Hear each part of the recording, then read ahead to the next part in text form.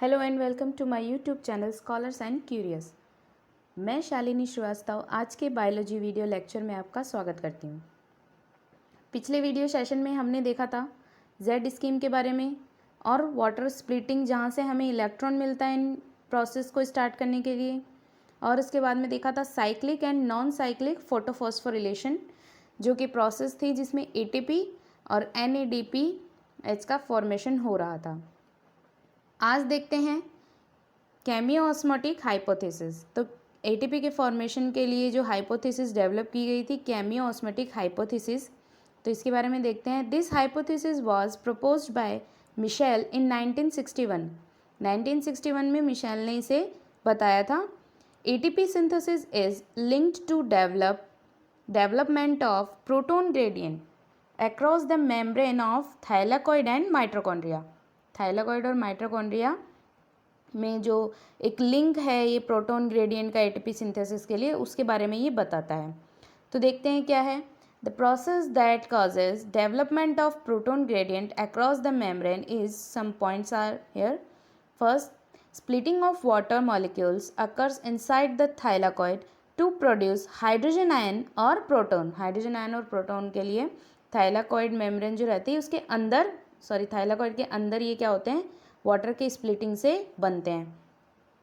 As electron passes through the photosystems, protons are transported across the membrane because primary acceptor of electron, जो primary acceptor रहेगा electrons का, is located towards the outer side the membrane, बाहर की side होगा membrane के। Third one is the NADP reductase enzyme. NADP reductase enzyme is located in the stroma side of membrane. Stroma जो membrane रहेगी वहाँ पे रहेगा। Electrons come out from the acceptor of electron of photosystem first. Proton are necessary for reduction of NADPH बोल दीजिए या फिर NADP plus बोल दीजिए, H प्लस आयन रहेंगे। Okay, these protons are also remove from the stroma. This creates proton gradient across the thylakoid's membrane along with pH in the lumen. Okay, gradient is broken down due to moment of proton across the membrane to the stroma through transmembrane channel of F0 of ATPase. दो channels रहते हैं F0 and F1 ATPase के, जिसको हम आगे देखेंगे।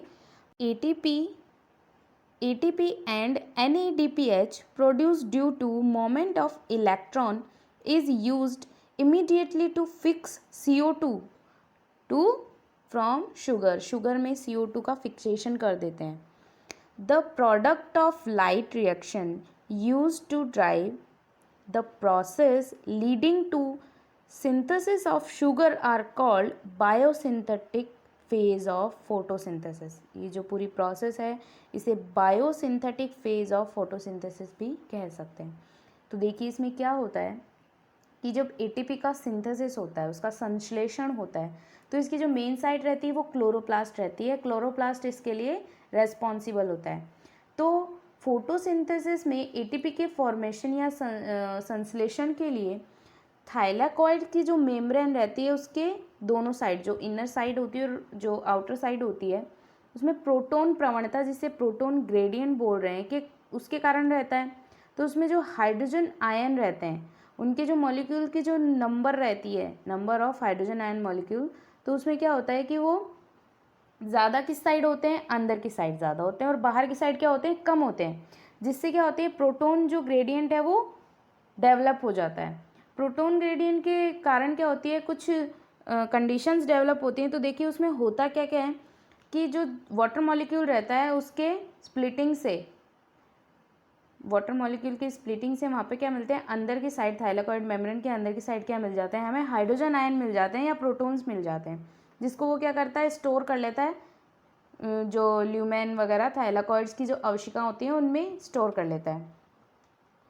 जब ये इलेक्ट्रॉन जो फोटो सिस्टम के थ्रू ट्रांसफ़र होता है, तो जो प्रोटॉन रहते हैं उसकी जो मेम्ब्रेन रहती है उसको पार करने के लिए, ठीक है, उससे बाहर चले जाते हैं, उसके बाहर चले जाते हैं क्योंकि क्या होता है कि जो फर्स्ट इलेक्ट्रॉन एक्सेप्टर रहता है वो मेम्ब्रेन के बाहर की साइड ही प्रेजेंट रहता है। समझ में आ रही है? जो फर्स्ट इलेक्ट्रॉन एक्सेप्टर रहता है वो मेम्ब्रेन के बाहर की साइड रहता है। तो इसमें क्या होता है कि जो इलेक्ट्रॉन है वो डायरेक्ट क्या कर देता है, साइटोक्रोम बी को ट्रांसफ़र कर देता है, और इसके लिए हाइड्रोजन जो कैरियर होता है उसके थ्रू ये साइटोक्रोम B6 तक पहुंचाता है।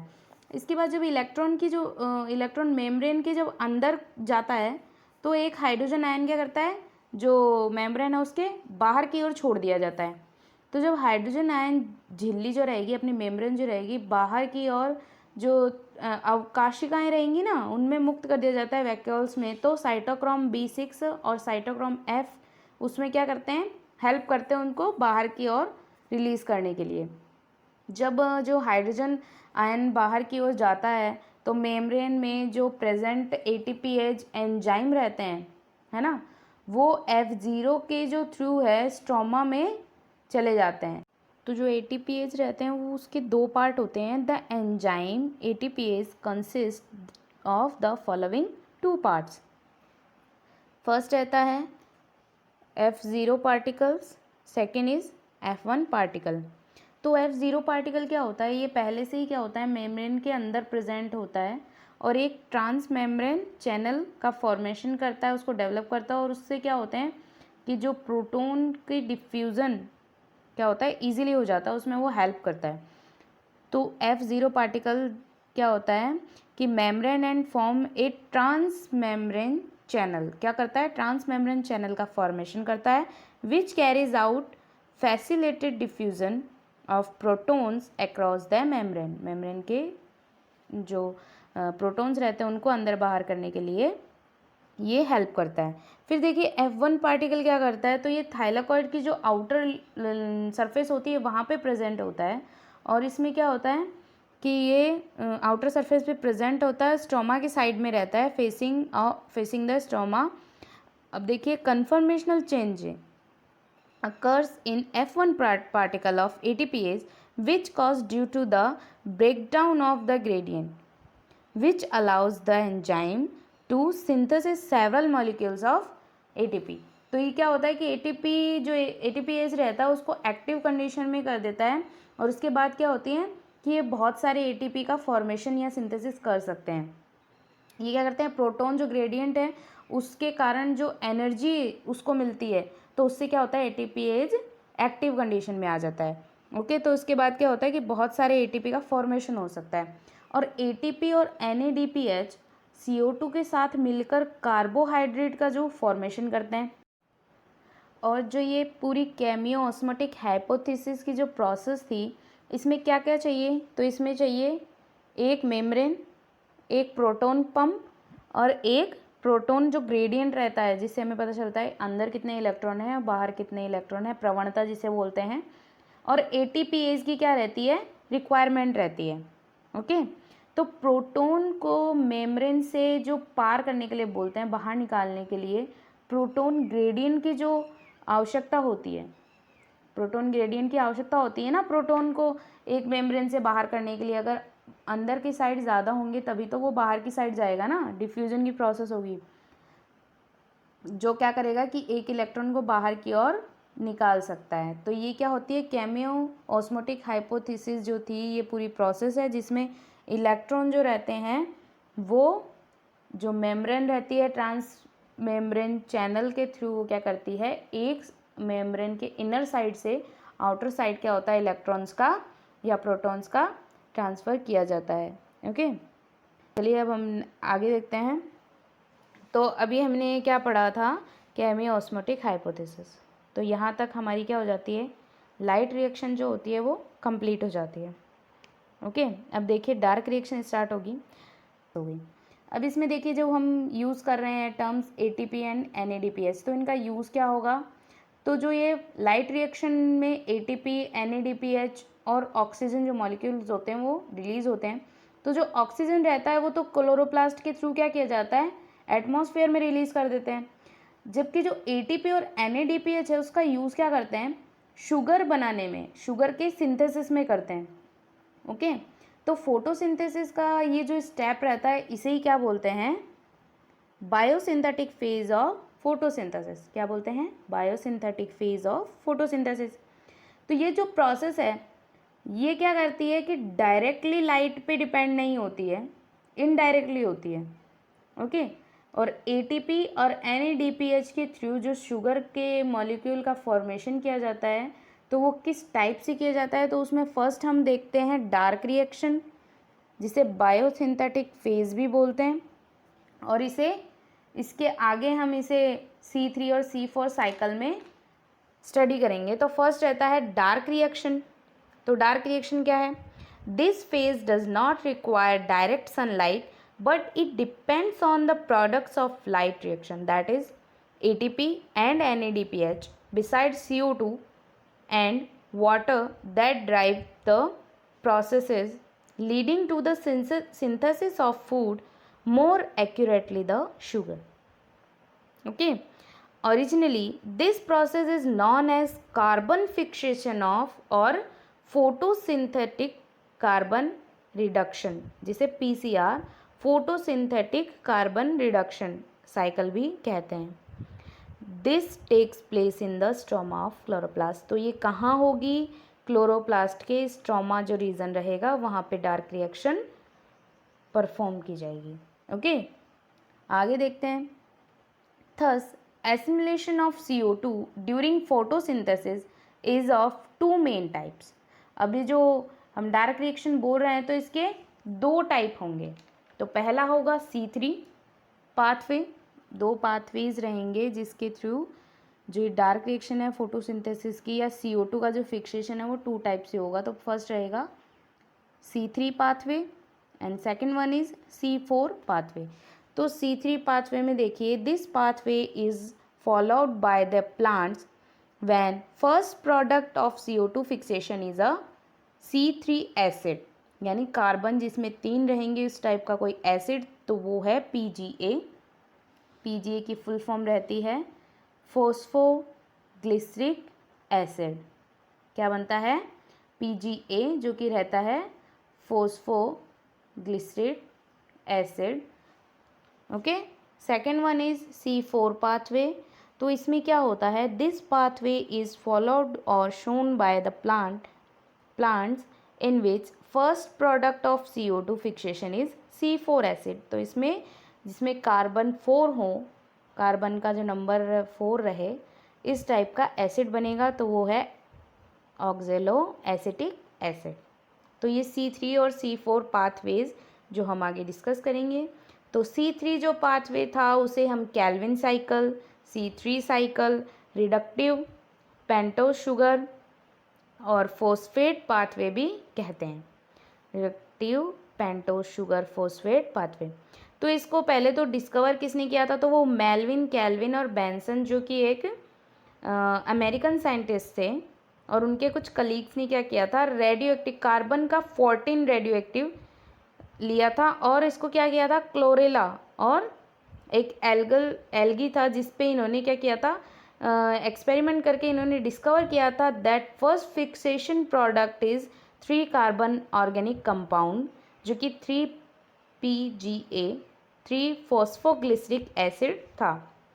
ठीक है, तो Calvin cycle can be describe under 3 stages. जो इसकी 3 स्टेजेस हैं उसमें इसको डिस्क्राइब करते हैं। फर्स्ट रहता है carboxylation, second reduction, third is regeneration. तो इसमें देखिए अब कार्बोक्सिलेशन में क्या होता है? तो carboxylation is the fixation CO2 of into 3 phosphoglyceric acid, जिसे 3PGA भी कहते हैं, लिखा जाता है शॉर्ट। तो कार्बोक्सिलेशन ऑफ RUBP। तो यह RUBP क्या है? RUBP की फुल फॉर्म रहती है राइबुलोज 1,5-bis फॉस्फेट।